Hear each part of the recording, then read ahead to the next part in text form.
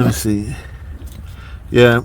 So we got to do that before we put it on. Just this spacer is too far in.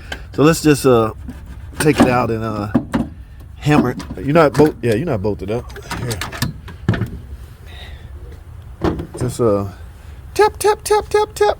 I don't know why they do that, but a lot of alternator companies will have this spacer too far in and it won't go on the shaft. So grab a chisel and a hammer and let's tap it down some. In fact, where's the old alternator? Oh, let's see something. Yeah, this is the one that come off the car. Yeah, see how that one was a little bit more inner, more inner than this one. Just take a chisel and tap that in. All right, just give it a couple love taps. We just want to push that in some more.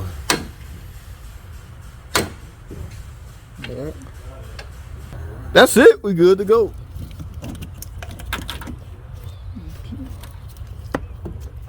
Yeah, you broke the little center tab and it ain't gonna stay. So what you need to do, since you broke it.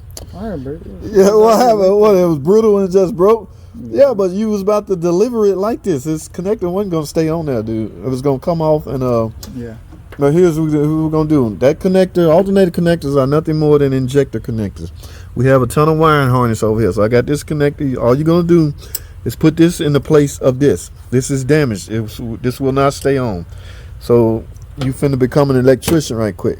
So cut that at the end. We're gonna splice this into that. The colors have to match. So put the connector the same way as this connector right here and find out what color go where. The colors have to match where you splicing it into. No, just do one at a time. Clip this one and then we're gonna find out which one this one go to and cut it, splice it.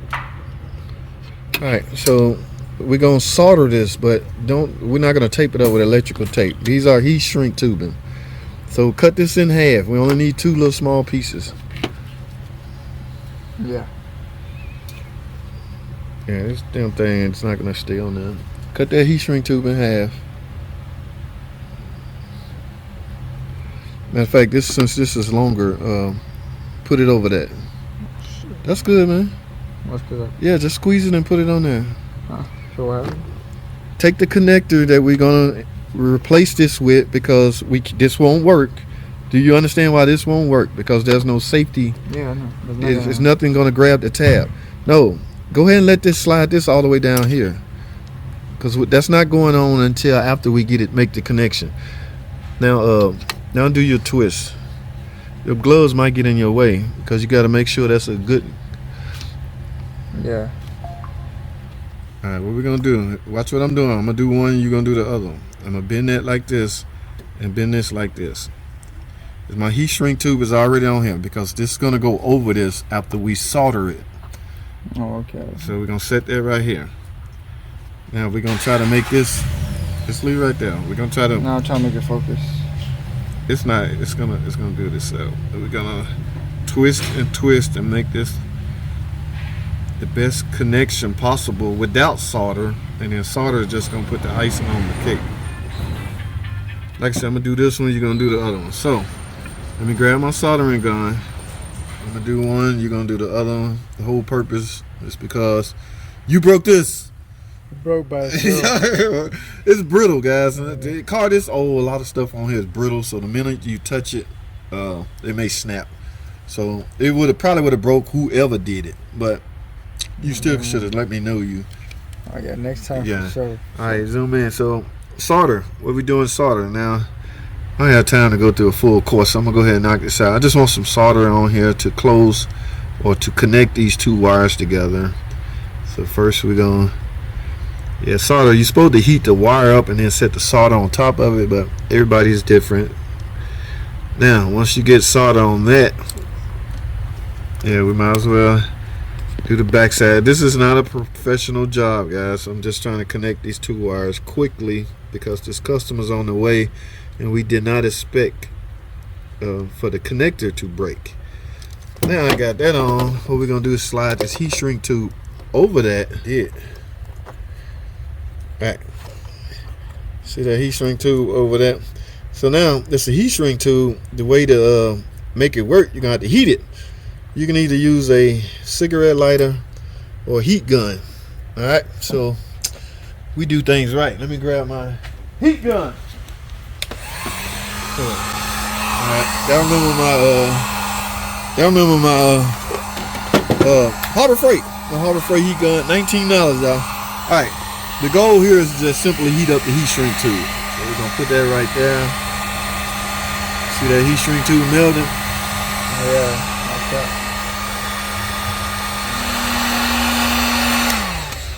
Alright, so now, again, the whole goal is just simply, guys, like I said before, this connector is nothing more than injecting connectors. We have injector harnesses over there. So now, I got this one done. You do the other one, and we can get rid of this altogether. So, grab the cutters. Hope you remembered everything I said. Hope so. Yeah, go up, because we ain't gonna ever need that connector again. So you can get as much wire if you save as much wire as possible. All day. So like that. That'll work.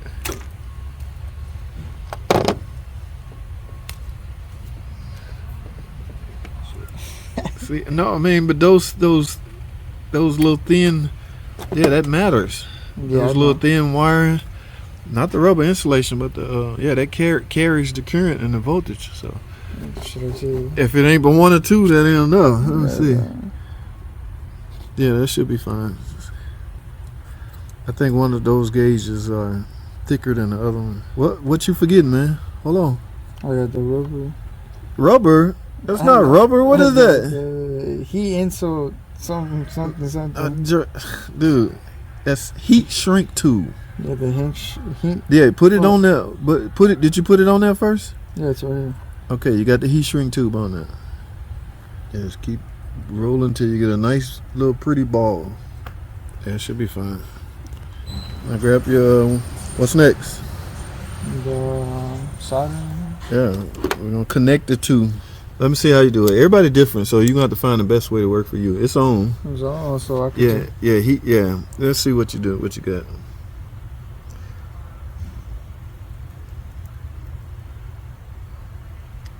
Just make sure it's silver coated.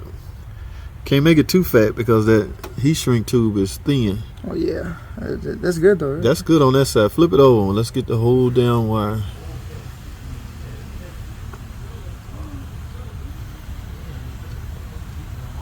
Slide the heat shrink tube over it.